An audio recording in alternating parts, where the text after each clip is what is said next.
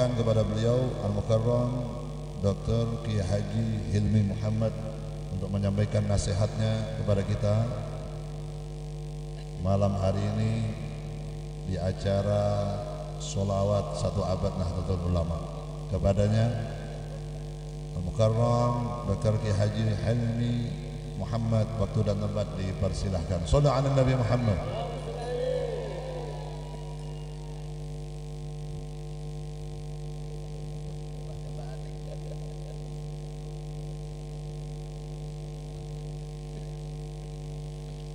Assalamualaikum warahmatullahi wabarakatuh. Bismillahirrahmanirrahim. Alhamdulillahi rabbil alamin.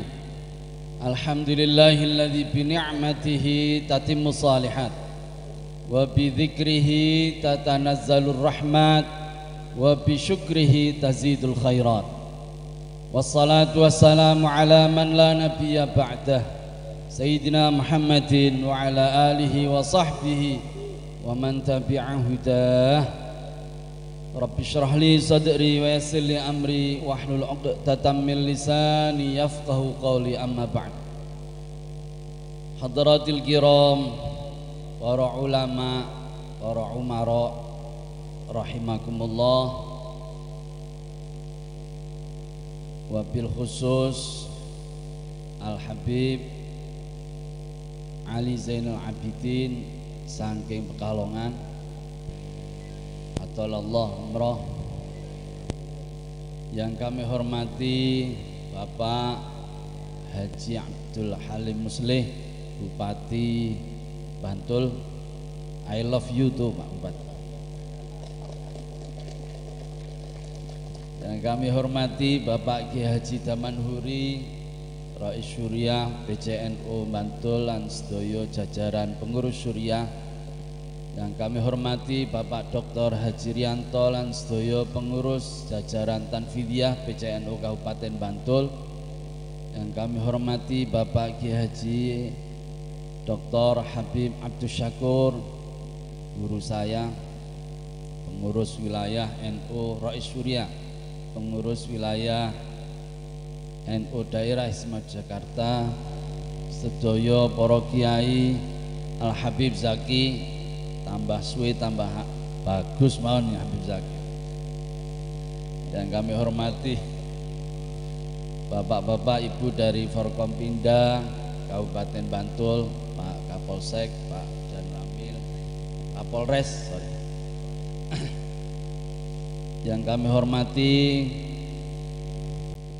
segenap jajaran pengurus Nahdlatul Ulama MWC se-Kabupaten Bantul, badan-badan otonom, Ansor Muslimat Fatayat, Ibnu IPPNU, napa malih, Pagar Nusa, Jatman. Selamat memasuki abad kedua Nahdlatul Ulama. Alhamdulillah. Hadirin wal hadirat rahimakumullah.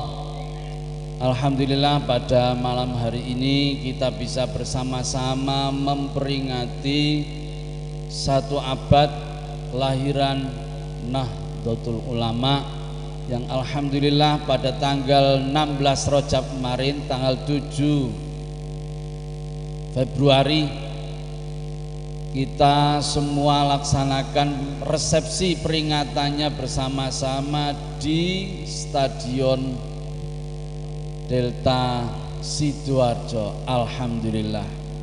Dan tentu karena waktu itu uyuk-uyukan, pada waktu itu Masya Allah diperkirakan lebih dari 2 juta nahdien nahdiyat yang hadir.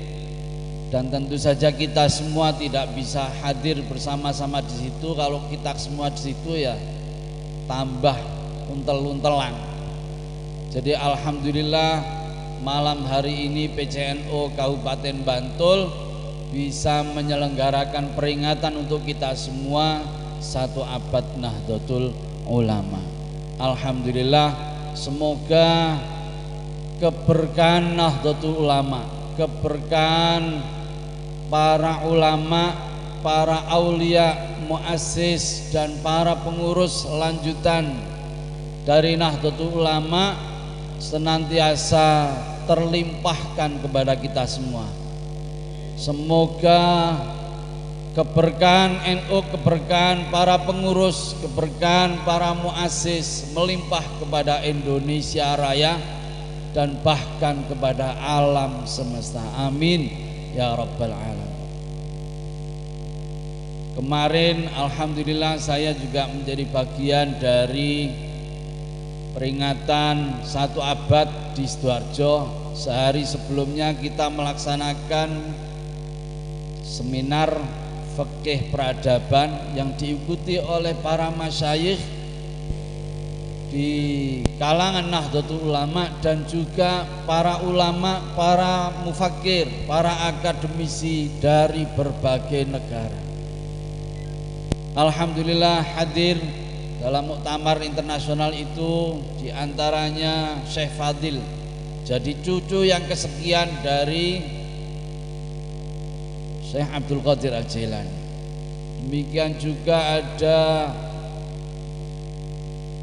para mufti dari negara-negara Syria. Saya ketemu sendiri dengan mufti Syria, dengan mufti Maroko, dengan mufti dari Amerika Serikat, dari Italia, dari Masya Allah, dari berbagai negara.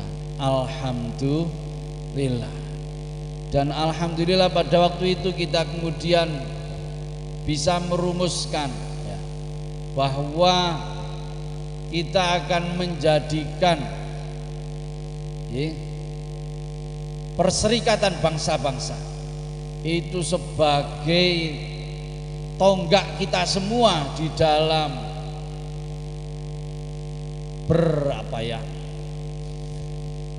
bergaul dengan semua masyarakat dari berbagai negara, dari berbagai ras, berbagai suku, dan kita menjadikan PBB ini sebagai pedoman lah, panduan kita semua. Memang PBB ini tidak kurang, banyak kelemahannya, luar biasa banyak. Tetapi hari ini kita harus mengakui bahwa PBB yang menjadi penyatu kita semua sesama umat manusia. Kita memerlukan dunia yang damai, dunia yang selamat bersama-sama, bukan dunia yang saling menghancurkan, saling membinasakan. Dan hari ini kita percaya bahwa satu-satunya lembaga yang bisa menyatukan kita semua dengan segala kekurangannya adalah PBB. Maka dari itu kita kemudian menyokong apa yang menjadi keputusan-keputusan PBB bisa menjadi juga panduan kita di dalam bermasyarakat, dalam berkebudayaan dan seterusnya. Ini adalah salah satu yang menjadi keputusan pokok yang luar biasa. Yang dengan demikian, karena kita melihat tidak mungkinnya ada lagi khilafah, susahnya lagi kita memberikan kesatuan seluruh dunia umat Islam, susah ya. Dan kita melihat ya satu-satunya yang bisa menyatukan seluruh umat bangsa-bangsa ini hanyalah PBB. Maka kita justru menjadikan PBB sebagai pedoman dan panduan kita semua dalam hidup bermasyarakat sedunia. Ya, ini adalah salah satu keputusan dan keputusan ini besar. Ya, selama ditegakkan ini menjadi syarat prinsip-prinsip satu, prinsip kesetaraan atau musawah. Tidak yang satu diistimewakan daripada yang lain. Satu bangsa lebih hebat dianggap lebih hebat daripada yang lain. Tidak. Yang kedua adalah prinsip adalah, yaitu prinsip keadilan, memperlakukan semuanya dengan sama, tidak ada aniaya. Yang ketiga adalah prinsip maslahah. Semua yang dilakukan harus betul-betul adalah untuk maslahah ammah, artinya bukan untuk satu kelompok, satu bangsa sendiri-sendiri. Ini adalah prinsip-prinsip yang kemudian menjadikan kita ya rela dengan segenap kelemahan dan kekurangannya, kita menjadikan PBB hari ini menjadi panduan kita semua dalam hidup berbangsa-bangsa. Alhamdulillah. Yang kami hormati para habaib, para kiai, alhamdulillah pada malam hari ini kita juga dalam rangka memperingati 1 abad Nahdlatul Ulama, kita juga tadi dibacakan banyak sholawat sama Habib Ali Zainal Abidin. Masya Allah, Habib Ali sampai menggeh-menggeh saya lihat tadi. Tapi semoga kita semua termasuk seperti yang disabdakan oleh Kanjeng Rasul Muhammad Sallallahu Alaihi Wasallam, man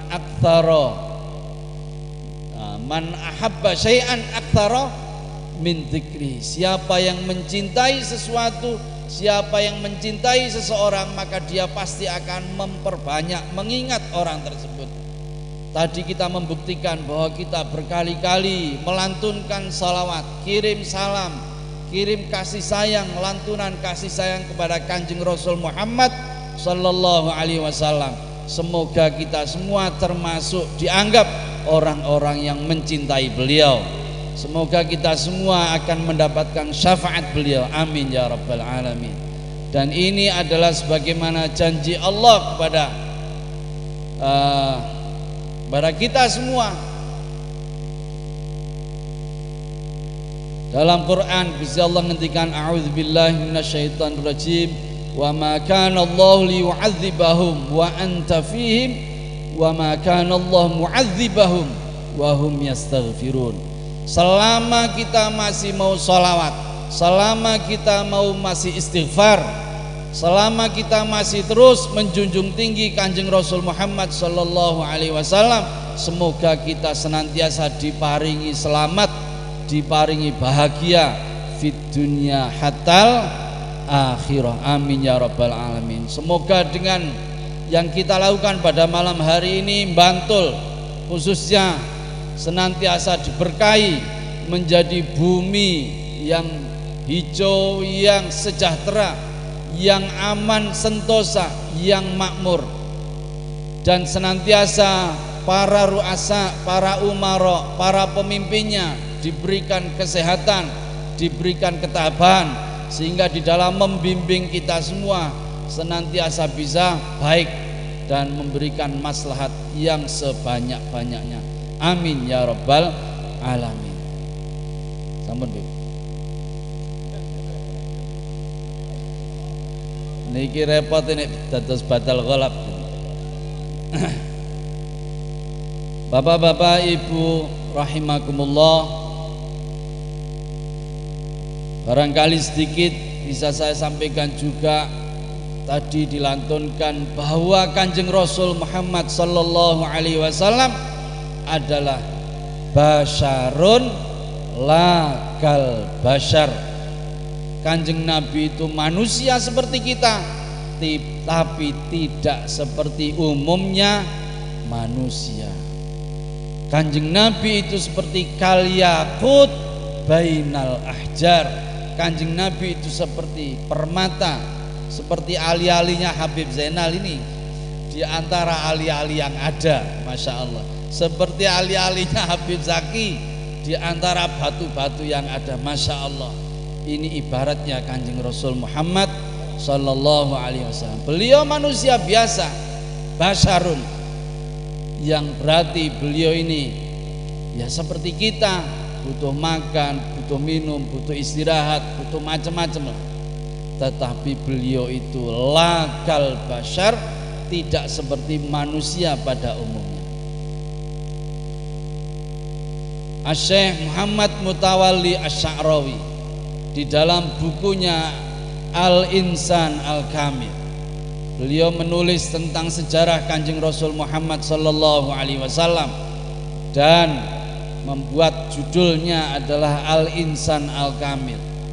Beliau memberikan kesimpulan, ada hal-hal yang menjadikan Kanjeng Nabi Muhammad Sallallahu Alaihi Wasallam itu adalah manusia yang istimewa, tidak sebagaimana umumnya manusia.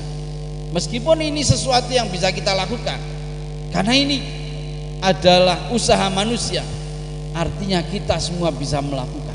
Ya.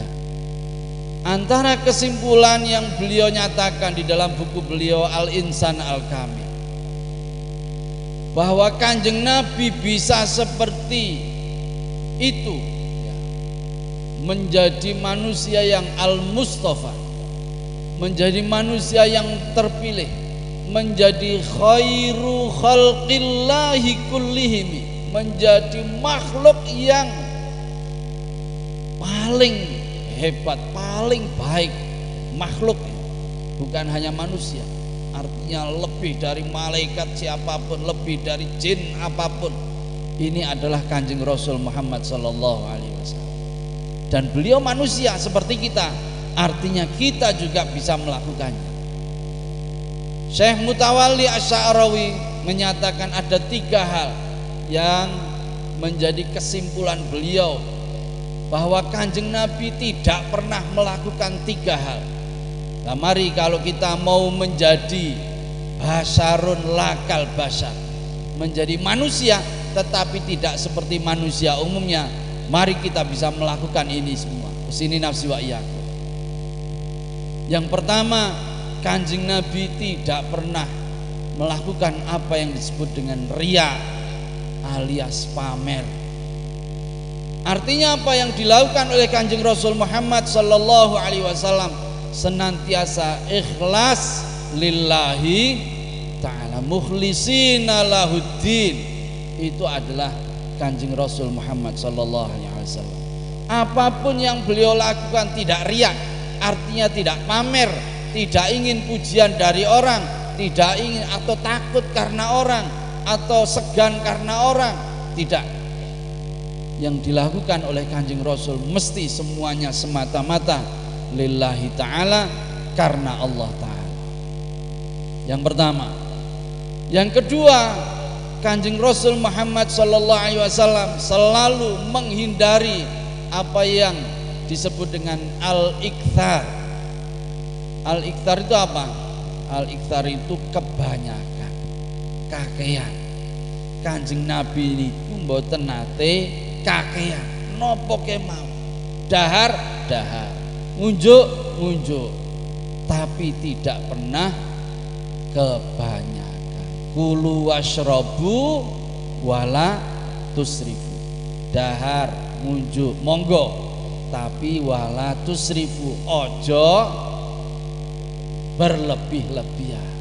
Dan itu bukan hanya soal makan dan minum, soal apa saja Nabi itu tidak pernah ikthar, tidak pernah berlebih-lebihan. Guyon, Nabi guyon, tapi Nabi guyonnya tidak berlebih-lebihan. Nabi nopo kemawon, masya Allah. Suatu ketika sahabat penakluk Qadisiyah, sinten Habib? Penakluk Qadisiyah, sahabat, Allahumma shalli, sinten Pak Kiai? Sa'ad bin Abi Waqqas. Beliau ini sahabat yang kaya raya. Suatu ketika beliau sakit keras, sahabat Sa'ad bin Abi Waqqas. Saking beliau ini sakit keras, beliau kemudian minta Kanjeng Rasul Muhammad sallallahu alaihi wasallam itu berkenan menjenguk beliau. Dan beliau kemudian matur kepada Kanjeng Nabi, "Nabi, saya ini sakit keras, kayaknya ini saya mau dead. Kayaknya saya ini sudah mau wafat ini." Nah, terus maunya apa? Saya ini kan kaya, tapi saya ini punya anak cuma 1 perempuan. Nah, bolehkah saya memberikan 3/4 harta saya kepada anak saya? Ya, boleh atau tidak Kanjeng Rasul? Ini artinya beliau ini hibah kepada anak. Kanjeng Rasul ngendikan tidak boleh, ya, wasiat tidak boleh, 3/4 itu kebanyakan. Lalu sahabat Sa'ad ngendikan, ya kalau 3/4 kebanyakan, boleh enggak kalau saya berikan kepada anak saya itu setengah dari harta saya. Kanjeng Nabi ngendikan tidak boleh. Setengah itu masih terlalu banyak. Lah gimana kalau saya kasih kepada anak saya ini sepertiga dari seluruh harta saya? Boleh, kata Kanjeng Rasul Muhammad sallallahu alaihi wasallam. Artinya apa? Bukan hanya soal-soal yang yang jelek, bahkan hal-hal yang baik saja kalau itu kebanyakan itu tidak baik. Termasuk di sini tadi adalah memberikan harta kepada anak perempuannya yang dianggap kebanyakan, itu tidak boleh. Oleh karena itu di antara syariat kita diminta untuk jangan berlebih-lebihan di dalam apa saja. Ini yang kedua. Yang ketiga, bapak-bapak, ibu-ibu, yang senantiasa dihindari oleh Kanjeng Rasul Muhammad sallallahu alaihi wasallam, yang menjadikan beliau basyarun lakal basyar. Beliau Kanjeng Rasul Muhammad sallallahu alaihi wasallam senantiasa tarku ma la ya'ni. Kanjeng Nabi itu senantiasa meninggalkan hal-hal yang tidak penting. Jadi yang namanya Kanjeng Rasul itu melakukan segala sesuatu mesti sesuatu yang penting, mesti sesuatu yang memang bermanfaat. Tidak ada Kanjeng Rasul melakukan sesuatu yang modelnya cengengesan, lidaliti, tetek. Tidak ada itu Kanjeng Rasul Muhammad sallallahu alaihi wasallam. Maka dari itu hari ini kita membaca semua sholawat, masya Allah. Semoga kita termasuk apa yang disabdakan oleh Kanjeng Rasul Muhammad sallallahu alaihi wasallam, almar'u ala dini, almar'u ma'a man ahabba. Orang itu akan senantiasa bersama dengan yang dikasih. Dan ketika kita tahu bahwa yang kita kasih Kanjeng Rasul Muhammad sallallahu alaihi wasallam adalah menghindari hal-hal tadi, menghindari hal-hal yang bersifat pamer, menghindari hal-hal yang bersifat kebanyakan, menghindari hal-hal yang tidak penting, menghindari hal-hal yang tidak bermanfaat, maka mari kita semua umat beliau ya bisa meneladani beliau sebisa mungkin, semampu kita semuanya. Saya kira itu Habib, mohon maaf banyak kekurangan, kekhilafan, dan terima kasih disampaikan kepada panitia yang telah meluk foto saya ini. Semoga apa yang saya sampaikan bisa dipahami dengan baik dan semoga bermanfaat. Kurang lebihnya mohon maaf. Wallahul taufiq wal hadi ila sawa'is sabil. Wassalamualaikum warahmatullahi wabarakatuh.